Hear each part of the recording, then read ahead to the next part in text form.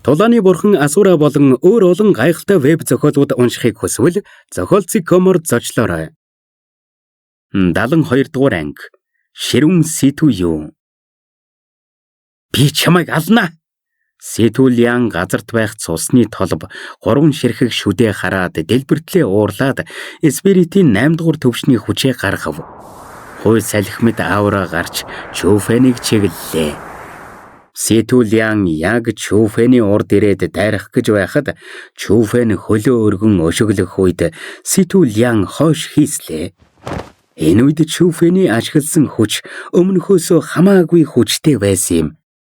Асар их энергийн хүч Сэтүүлийн хажууд байсан сандлыг бутлан нураагаад Сэтүүлийн хэдэн метр шидэгдэж хан мөргөн унав. Энэ залуу дэндүү хүчрхэг юм.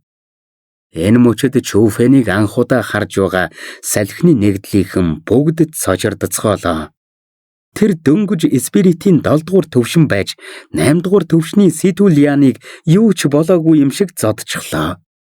Чүфэн рүү дайрах гэж байсан хүмүүсийн бодол тэрхэн агшинд замхран алга болсон юм. Ялангуяа сүүлийн үед Чүфэний талаар гарч байгаа цуу яриануудаас болж тэд Чүфэнтэй орооцолдож болохгүй гэдгээ мэдсэн юм. Чүфэн, чи арай хэтэрч байгаа юм биш үү? Салхины нэгдлийн гишүүд бол нэг гэр бүлэл гэсэн үг. Сэтүүляныг яагаад ингэж байгаа юм? Гэж Сэтүү юу ууртайгаар хэллээ. Дүүгээ хүмүүсийн нүдэн дээр зодуулж байгааг харсан түүний дотор гал дүрлзлээ. Нэр хүндээ бодоогүй байсан бол тэр аль хэдийн Чүфэн рүү дайрах байсан биз? Гэр бүлээ. Та нар намайг гэр бүл шигээ харсан юм уу? Та нар намайг гэр бүл шигээ боддгийм үү? Та нарт гэж сануулхад надаар даажигнах хэрэггүй шүү. Чи бид нар гэр бүл гэж хэллээгээд бид нэг гэр бүл болчихно гэж битгий эндүр. Чүфэн би хүссэн хүнээ хинч байлаа гэсэн хамаагүй хүссэн үедээ зодно гэж Чүфэн хүүтнэр хэлв. Хүссэн хүнээ хүссэн үедээ тэгэх чадaltaй эсгэгч нь хар л да. Гэд Сэтүү юу Чүфэн рүү дайрлаа. Бол энэ үед Сумэй ууртайгаар хашгираад урд нь ирээд загналаа. Яаж байгаа юм? Дотроо хагаралдаж байгаа мó? Маргааш шалгалтын өдөр байхад дотроосоо хагаралдаж байдаг. Бяцхан, чи болсон зүйлсийг харсан биз дээ. Би түүн рүү дайрахыг хүссэнтэй биш. Тэр өөрөө гэж Сэтүү юу тайлбарлахыг хүссэн ч би бүгдийг харсан. Сэтүүляны буруу байсан. Гэд Сумэй шууд Чүфэний талд орлоо. Сумэйн үгийг сонссон Сэтүү юугийн зүрхэн зүсэгдэг шиг боллоо. Эцэст нь тэр уураа барьж тэсэлгүй Чүфэнд ингэж хэллээ. Чүфэн, эр хүн байж битгий эмэгтэй хүний ард зогсоод бай. Чи тулдах дуртай биз дээ. Өнөөдөр би чамтай нэгийгээ үзье. Та хоёр бол гэж энийг харсан Сумэй уурлаж байсан ч Чүфэнээс огт холдохгүй байв. Сүнсний энергийн долгион Сумэйн биед шингэх үед биеийн тайвшруулсан юм. Чүфэн, чи биеийн бүрхэж байгаа энергийг мэдэрсэн Сумэй хэлэгч үггүй болтлоо цочирдов. Түүний биеийг бүрхэж байгаа энерги спирит төвшних гэхээсээ илүү өөслийн төвшний энергиэс дутхааргүй байсан юм. Бяцхан Мэй, санаа зовох хэрэггүй. Салхины нэгдлийн агтлахын хувьд би гол зорилгоо мэдэж байгаа. Өнөөдөр би Чүфэнтэй зүгээр л нудраг зориулна. Ямар ч тулааны техник ашиглахгүй гэж Сэтүү юу тангаргаллаа. Өө, чи надад зөөлөн хандах гэж байгаа мó? Гэж Чүфэн бардам инээмсэглэлээ. Чамд зөөлөн хандаж байгаадаа биш. Зүгээр л чамаа гэмтэмээргүй байна. Учир нь Настан Суурав, Настан Овьян хоёр чамайг санал болгосон болохоор чамд зөөлөн хандсан ч Настан Суурав, Овьян хоёрыг бодсондоо л зөөлөн хандна гэж Сэтүү юу хэллээ. Овоо том амтай юм гэж хэн хэндээ зөөлөн хандахыг харж л бай. Ахад үг хэлэлгүй Чүфэн шууд дайрлаа. Асар хурдан Сэтүү юугийн урд ирээд бие нэг эргүүлээд хөлөөрөө ташуур мэт өшгөллөө. Чүфэний дайралтыг харсан Сэтүү юу түүний дайралтыг юм чинэж бодсонгүй. Тэр баруун гараа үл ялэг өргөөд Чүфэний дайралтыг хаах гэж завдлаа. Үүнийхэн хариуд тэр маш хүнд төлөөс төлсөн юм. Чүфэний дайралт буух үед Сэтүү юугийн баруун гар 300 кг жинд дарвуулж байгаа мэт санагдав. Баруун гарт нь өвдөлт мэдрэгдэхин зэрэгцээ асар их хүч түүнийг дээш өргөж эхлэв. Энийг харсан тэр нууцлаг техникээ идэвхжүүлсэн ч дэндүү оройтсон юм. Хүчтэй энерги түүний биеийг агаарт хөөргөв. C2U дотоод танхимын хамгийн хүчтэй спиритийн 9 дугаар төвшний тулаанч болохоор мэдээж хариу мэгтэй байх нь тодорхой. Тэр бие агаарт хэд эргээд биеийн бүрхсэн энергийг тараагаад газарт тэнцвэртэйгээр буулаа. Энийг хамгаалал да. Түүнийг толгоогоо өндийлгөх үед Чүфэн аль хэдийн урд нь ирчихсэн байсан ба том нудраг нүрийн чиглэж байв. Бүх зүйл нүд ирэмхийн зур болсон болохоор C2U бултаж чадсангүй. Тэр нүүрэндээ асар их өвдөлт мэдэрч хойш хийслээ. Энэ үед тэр газарт хүчтэйг чинь унаад арай гэж босож тэнцвэрээ олов. Бурхан минь, Чүфэн үнэндээ. Чүфэний дайралт цахилгаан мэт дэндүү хурдан байсан болохоор ихэнх хүмүүс түүний дайралтуудыг харж чадсангүй. Арай гэж Чүфэний хурдыг гүйцэж харах үед C2U аль хэдийн газарт өнхөрч байв. C2U хөл дээрээ босох үед түүний нүүр нь хавдчихсан байсан юм. Яаж түүний хурд минийхээс илүү байдаг юм? Тэр яахын аргагүй спиритийн 7 дугаар төвшин байна. Тэр үнэхээр тийм мангас гэж юу? C2U дотроо эц төгсгөлгүй цочордож байлаа. Чүфэнийг ийм хүчтэй байна гэж төсөөлж байсангүй. Биеийн хүчээр Чүфэнтэй 2 үеч тулалдаж чадхааргүй тийм хүчтэй байсан юм. Салхины нэгдлийн ахлахгүй яах вдээ юм байна гэд Чүфэн дотроо инээлээ. Тулааны техник ашиглахгүй тулалдна гэвэл C2U үхлээл ирж байна гэсэн үг. Чүфэн, тулааны бэлтгэл ширүүн байх ёстой. Чиний ялсан шалтгаан чинь би ямар ч тулааны техник хэрэглээгүй болохоор л тэр. Хэрвээ би тулааны техник хэрэгэлсэн бол чи одоогийн хүчээр миний хаанч хүрэхгүй гэж C2U гашуудалтай наргагүй хэллээ. Тэр таалагддаг охиныхон урд хүний нүур харахааргүй болтлоо зодуулсан болохоор ичиж үгэх гэж байсан юм. Тиймээс өөрийгөө өмөрөх шалтгаан хэрэгтэй байв. Бас Чүфэн дотоод танхимд ороод удаагүй болохоор тулааны техникээр биш ганц биеийн хүчээрээ л давуу байх гэж бодож байсан болохоор тулааны техник хэрэгэлсэн бол Чүфэнд ялагдахгүй байсан гэдэгтээ бүрэн итгэж байв. Тийм бол тулааны техникийг чинь хэр сүртэй гэдгийг хармаар байна шүү. Гэж Чүфэн гараа сунгаад дайраад иргэж байгаа аятай алгаа нааш цааш хөдлөглөө. Лайк болон subscribe дарж биднийг дэмжээрэй. 73 дугаар анги. Сануулга. Хүслээр чинь болъё л доо. Чүфэний хэлхийг сонссон C2U ахиж юм ярьсангүй. Танхим тэр аяараа дөргөх үед биеэс нь хязгааргүй энерги ялгарч бие нь хувирч эхэллээ. Түүний гар хөл нь бүдүүрч 2 дахин томрон нил ягаан хувцсын задлах шахлаа.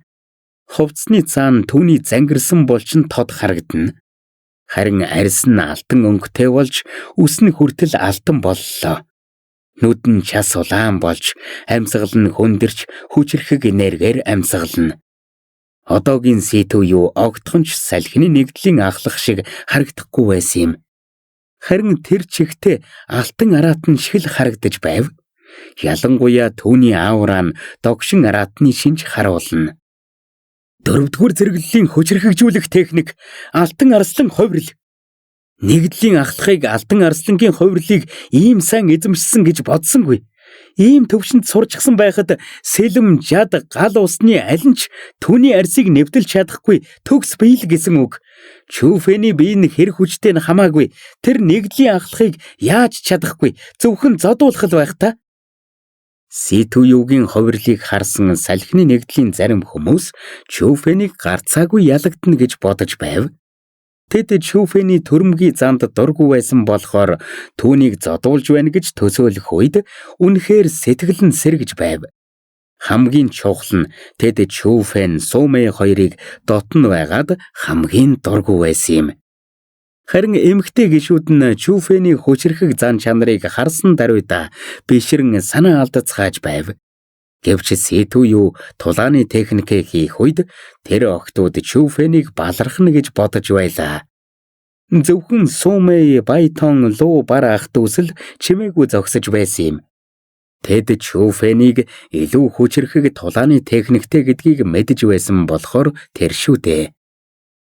Чүфэн, бууж өгөх юм бол чамайг зүгээр явуулъя. Үгүй бол энэ төрхөнд байхдаа чам руу дайрвал гэмтэхгүй байж чадахгүй шүү. Ситүюг ярих үед түүний хоолой нь бүдүүрч хүчрэхэг догшин араатны өнгө мэдрэгдэнэ. Хүний хоолой биш, харин бүрч илүү аимшигтай араатны гэмээр байв. Чи өөртөө итгэлтэй байвал дайраад ир. Намайг яаж гэмтэхийг чинь хармаар байна шүү. Гэд Чүфэн тоосон шинжгүй инээмсэглэлээ. Тэгж их бэртмээр байвал хүслээр чинь болъё. Ормыг чинь хуглахгүй. Ситүюг дайрч байхад алхан бүртээ тухайн газрыг цөмлөж байв. Тэр маш хурдан урагш харайнгүйх үед танхим тэр чигтээ дөргөн чичирлээ. Ситүюг ойртож байхыг харсан Чүфэн инээмсэглээд нэгдүгээр аянганы хэв маягийг хийгээд хаалга эвдлээд гараад явчихав. Зогтхыг хүссэн ч зогтож чадна гэж бодоо юу? Чүфэний зогтхыг харсан Ситүю түүнийг айчхаж гэж бодов. Тэр бахархалтайгаар инээгээд араас нь хөөлөө. Сумэй тэр хэдэж бас араас нь дагав. Гэхдээ байшингаас гарах үед бүгд гайхшир мэдэрлээ.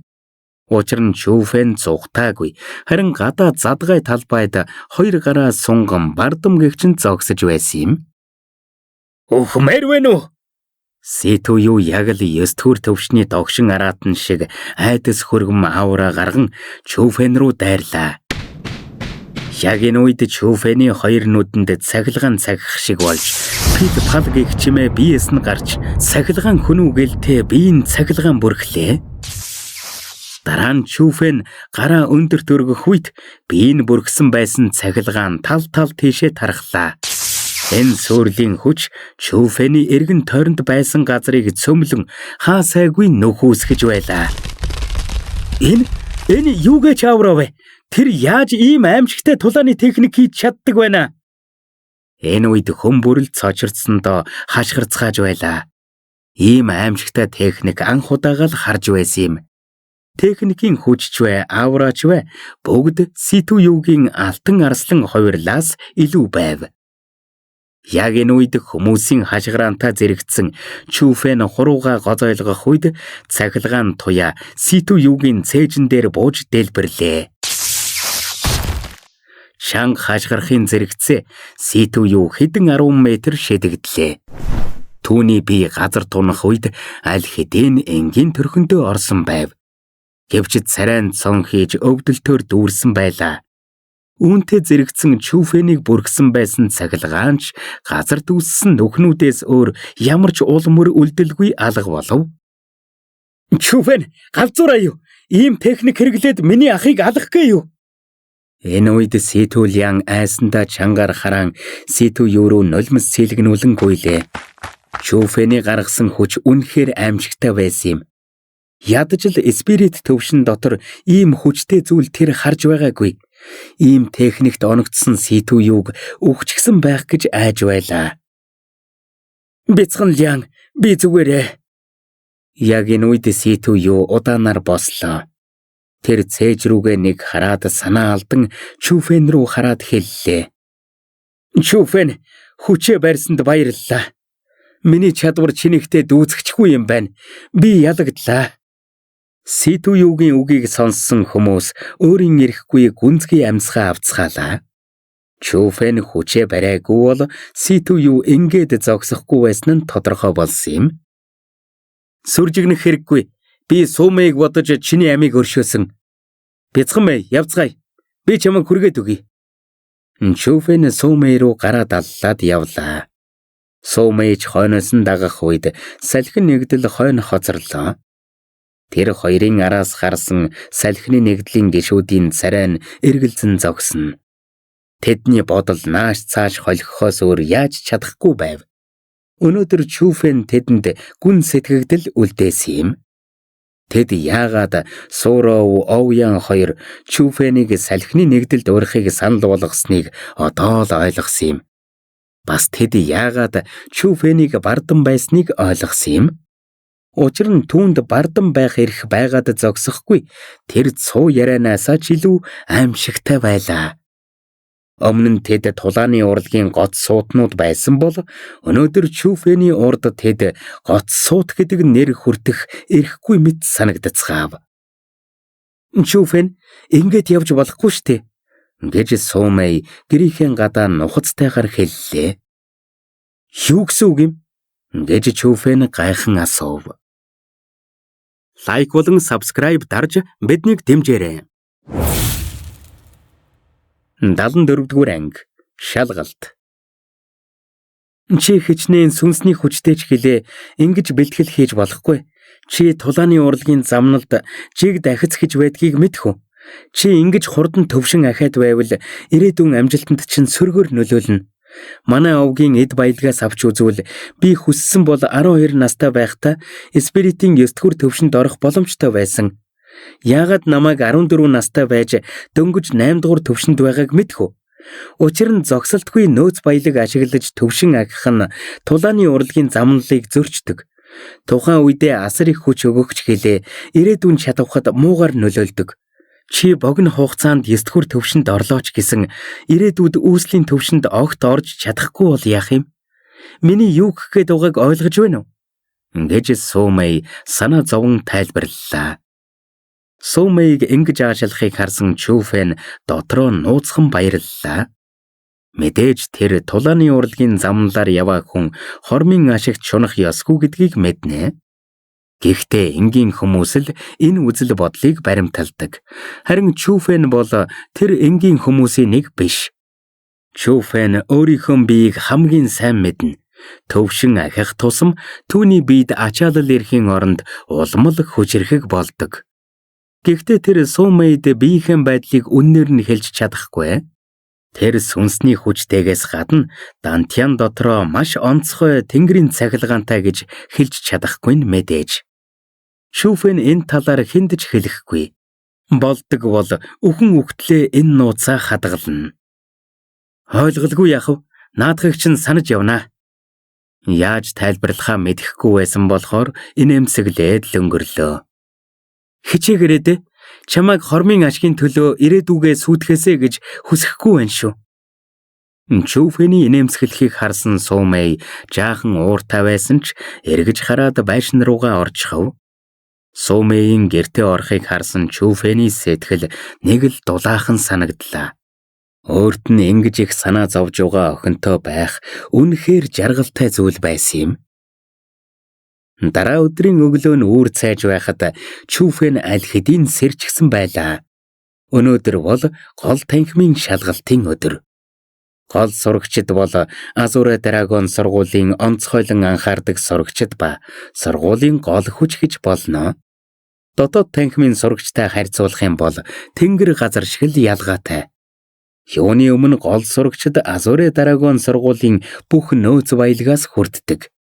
Хоёрт гэвэл тэдний овгууд бүгд Азуре Драгон сургуулийн хамгаалалтанд ордог. Азуре Драгон сургуулийн гол сурагчдын овг гэр бүлд халдсан хэнч сургуулийн дайсан гэсэн үг. Бас бүх гол сурагчид Зоу Зиван шиг биш. Үнэн дээр маш олон гол сурагчид үүслийн төвшөнд орчихсон маш хүчрэхэг байдаг. Тэд маш их авьяастай ба зарим гол сурагчдын хүч нь дотоод танхимын настангуудаас дутгааргүй байдаг. Жишээлбэл Суров тэр дотоод танхимын настан байхыг хүсээгүй бол аль хэдийн гол сурагч болох байсан. Тэгэхээр гол танхимд Суров шиг хүчрэхэг сурагчид байгаа гэсэн үг. Дотоод танхимтай харьцуулахад гол танхим л Чүфэний хамгийн их очихыг хүсдэг газар юм.